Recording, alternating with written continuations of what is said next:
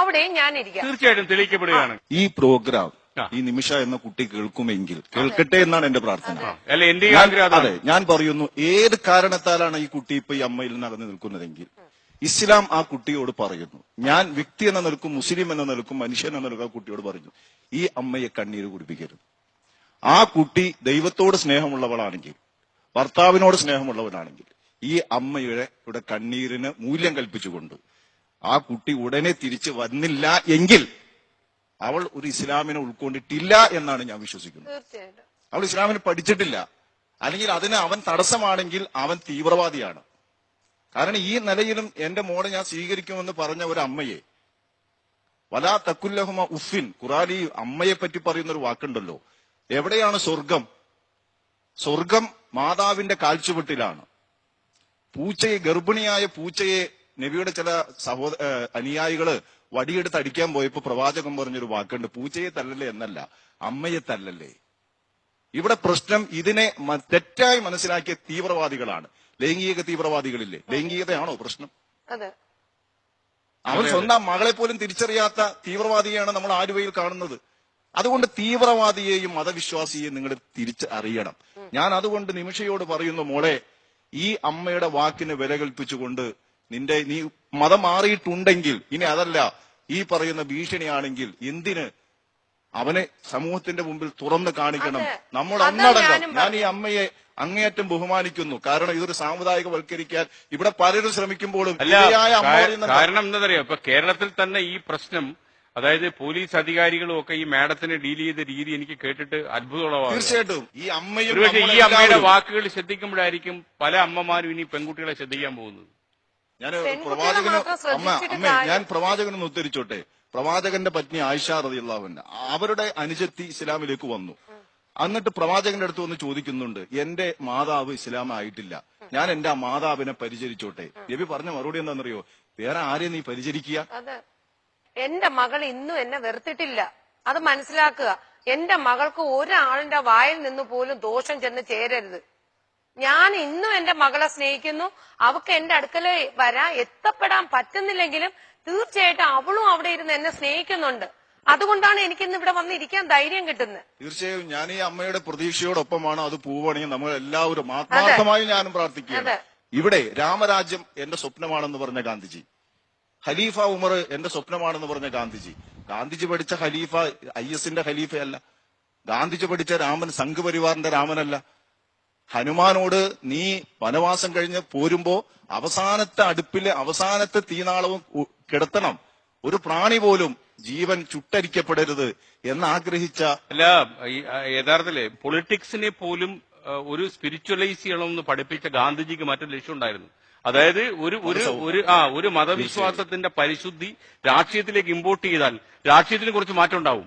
അല്ലാതെ ഒരു മതമേലധ്യക്ഷന്റെയോ മതവിശ്വാസിയുടെയോ ആളല്ല ഗാന്ധി. അല്ല, ഖിലാഫത്ത് എന്ന ഒരു നല്ല ഒരു പവിത്ര സ്വപ്നമുണ്ട്. ഗാന്ധിജി പറഞ്ഞല്ലോ, ഖലീഫ ഉമറിന്റെ ഭരണം മനുഷ്യനെ മുഴുവൻ ജാതി മത വർഗ വർണ്ണ വ്യത്യാസമന്യേ പരിഗണിക്കുന്ന ഒരു ഭരണക്രമമാണ് ഖിലാഫത്ത്. ആ ഖിലാഫത്തിനെയാണ് ഞങ്ങൾ സ്വപ്നം കാണുന്നത്. ഗാന്ധിജിക്കും തെറ്റുപറ്റാം.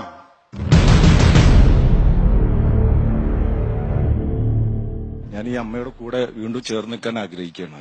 ഒരു പ്രവാചകന്റെ അടുത്ത് ഒരു യുവാവ് വന്നുകൊണ്ട് എന്നെ യുദ്ധത്തിൽ ചേർക്കണം, ഒരു സൈനികനായി സേവനമനുഷ്ഠിക്കാൻ അനുവാദം തരണമെന്ന് ചോദിച്ചപ്പോൾ നബി ചോദിച്ചു, നിനക്ക് വയസ്സായ മാതാപിതാക്കളുണ്ടോ? ഉണ്ട് എന്ന് പറഞ്ഞപ്പോ നബി ആ അനുജനോട് പറഞ്ഞൊരു മറുപടി, ഫീഹിമ ജാഹിദ്, നീ അവർക്ക് വേണ്ടി ജിഹാദ് നടത്തൂ. വാട്ട് ഈസ് ജിഹാദ്? നീ അവർക്ക് വേണ്ടി നിന്റെ പ്രയത്നം ചെലവഴിക്കും. ജിഹാദ് എന്ന് പറഞ്ഞാൽ പ്രയത്നമാണ്. അമ്മയെ പരിചരിക്കൽ ജിഹാദാണ്. ദൈവമാർഗത്തിൽ ആയുധമെടുക്കുന്നതിനേക്കാൾ ഇപ്പൊ നീ പ്രാധാന്യം കൊടുക്കേണ്ടത് നിന്റെ മാതാവിനെ പരിചരിക്കുക എന്നതാണ് എന്ന് പഠിപ്പിച്ചൊരു ഇതാർക്ക് നിഷേധിക്കാൻ കഴിയുക? ദൈവമാർഗം എന്ന് പറയുന്നത് എന്താണ്? ദൈവത്തിന്റെ മനസ്സറിയാൻ കഴിയുമോ ഏതെങ്കിലും മനുഷ്യർക്ക്? അപ്പൊ ദൈവമാർഗം എന്നുള്ള ആ പദപ്രയോഗം തന്നെ ആളുകളെ പറ്റിക്കാനുള്ള ഏർപ്പാടാണ്. നമ്മളെല്ലാവരും കൊടുക്കേണ്ട മറുപടിയാണ്. ദൈവത്തിന്റെ മനസ്സറിയാൻ ലോകത്തുള്ള ഒരു മനുഷ്യനും സാധിക്കില്ല. അങ്ങനെ സാധിക്കാത്തിടത്തോളം കാലം എങ്ങനെയാണ് നിങ്ങൾ പറയാ നിങ്ങൾ ഒരാൾ ദൈവമാർഗത്തിലാണ് സഞ്ചരിക്കുന്നത് എന്ന്? ദൈവത്തിന്റെ മനസ്സറിയാൻ നമുക്കാർക്കും കഴിയില്ല എന്ന് അദ്ദേഹത്തെ കുറിച്ച് പറയാം. ദൈവത്തിന്റെ മനസ്സെന്താണെന്ന് അറിഞ്ഞൊരു ദൈവവിശ്വാസിയാണ് ഞാൻ. ദൈവം കാരുണ്യവാനാണ്. ദൈവത്തിന്റെ മനസ്സതാണ്.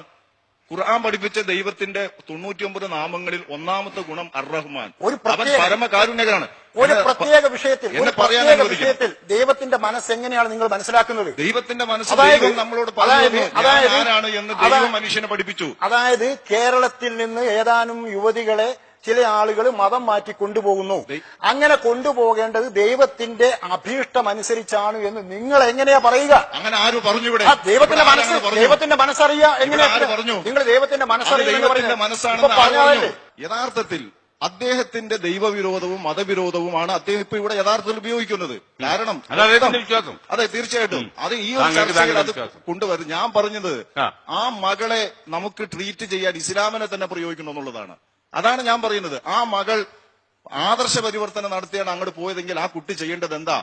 പ്രവാചകനെ സ്നേഹിക്കുന്നുവെങ്കിൽ ഈ അമ്മയുടെ അടുത്ത് വരണം. അതായത് താങ്കൾ ഇങ്ങനെ സതുദ്ദേശത്തോടെ സംസാരിക്കുന്നത് എനിക്ക് സന്തോഷമേ ഉള്ളൂ. അതായത് പഞ്ചാബില് കുറച്ച് തീവ്രവാദികൾ ഇങ്ങനെ ഒരു ട്രക്കിൽ സഞ്ചരിക്കുന്ന സമയത്ത് ഒരു സ്ഥലത്ത് ഇങ്ങനെ ചായ അടിക്കാൻ ഇറങ്ങിയപ്പം അവരൊരു ഡോക്യുമെന്ററി കണ്ടു. അതായത് പോളിയോ മൈലറ്റീസ് പോലുള്ള മാരകമായ രോഗങ്ങൾ ബാധിച്ച കുഞ്ഞുങ്ങളെയാണ് അവർ കണ്ടത്. ഈ കുഞ്ഞുങ്ങൾ അരമണിക്കൂറുള്ള ഒരു ഡോക്യുമെന്ററി കണ്ടപ്പം അവർ തോക്ക് താഴെ വെച്ചെന്നാണ് പറയുന്നത് പഞ്ചാബിലെ തീവ്രവാദികൾ. അതൊരു ചരിത്ര സംഭവം. ഞാൻ വേറൊന്നിലേക്ക് പറഞ്ഞാൽ ഇപ്പൊ ഈ സിറിയയിലും മറ്റുള്ള ഇറാഖിലും ഇറാനിലും അഫ്ഗാനിസ്ഥാനിലും പാകിസ്ഥാനിലെ ചില സ്ഥലങ്ങളിലും ഒക്കെ നടക്കുന്ന അതിഭീകരമായ മൃഗീയതകൾ, മനുഷ്യന്റെ കഴുത്ത് വെട്ടിക്കളയുക, ഒരേ രീതിയിൽ നിർത്തി വെടിവെച്ച് കൊല്ലുക, അല്ലെങ്കിൽ കഴുത്തറത്ത് അതിന്റെ പടമെടുത്ത് വെബ്സൈറ്റിലിടുക, ഇങ്ങനെയുള്ള മാരകമായ സംഭവങ്ങൾ ലോകത്തിന്റെ പല ഭാഗങ്ങളിലും ഉണ്ട്.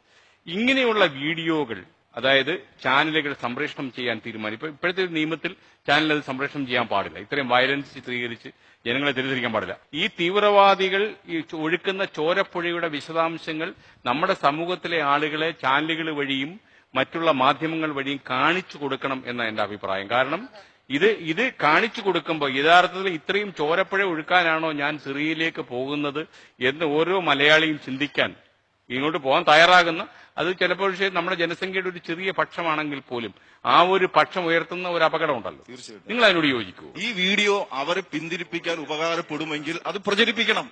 ആർക്കതിൽ തർക്കമുള്ള ആ വിഷയത്തിൽ നമ്മൾ തമ്മിൽ ഒരു അഭിപ്രായ വ്യത്യാസം ഇല്ല. ഇവിടെ മുഖ്യമന്ത്രിയായിരുന്ന പിണറായി വിജയൻ പറയുമ്പോഴാണ് ഞാനടക്കമുള്ള ആളുകൾ ചിന്തിക്കുന്നത് ഇത് മുസ്ലിമിനെതിരായി കഴിഞ്ഞാൽ ഇതുപോലെ ചർച്ച പോലും നടക്കുമെന്ന് നാം സ്വപ്നം കാണേണ്ട. ഖലീഫ ഉമർ അദ്ദേഹത്തിന്റെ ഭരണം നടത്തുന്ന കാലത്ത് അദ്ദേഹത്തിന്റെ ഗവർണർ, ഈജിപ്തിലെ ഗവർണർ ഒരു ക്രൈസ്തവ വനിതയുടെ വീട് തകർത്ത് പള്ളി പുനരുദ്ധീകരിച്ചു മുസ്ലിം പള്ളിയുടെ വികസനത്തിന് വേണ്ടി. ഈ ക്രൈസ്തവ വനിത ഖലീഫയെ സമീപിച്ച് സങ്കടം പറഞ്ഞു. ഖലീഫ് ഉടനെ ഗവർണറെ വിളിപ്പിച്ചു. എന്താ ഇതിൽ നടപടി എന്ന് വെച്ചു. അപ്പൊ പറഞ്ഞു, മുസ്ലിങ്ങളുടെ അംഗസംഖ്യ വർദ്ധിച്ചപ്പോ പള്ളി വികസിപ്പിക്കേണ്ടി വന്നു. ഈ സ്ത്രീയുടെ വീട് തൊട്ട് ചേർന്നായിരുന്നു.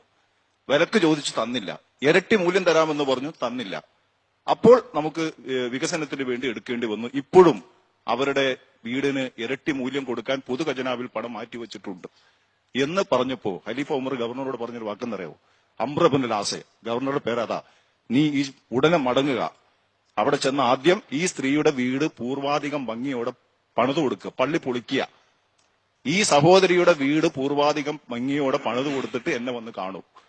മുസ്ലിങ്ങൾക്ക് നിസ്കരിക്കാനുള്ള സൗകര്യത്തെക്കാൾ ഒരു ക്രൈസ്തവ സഹോദരിയുടെ പാർപ്പിടാവകാശത്തിന്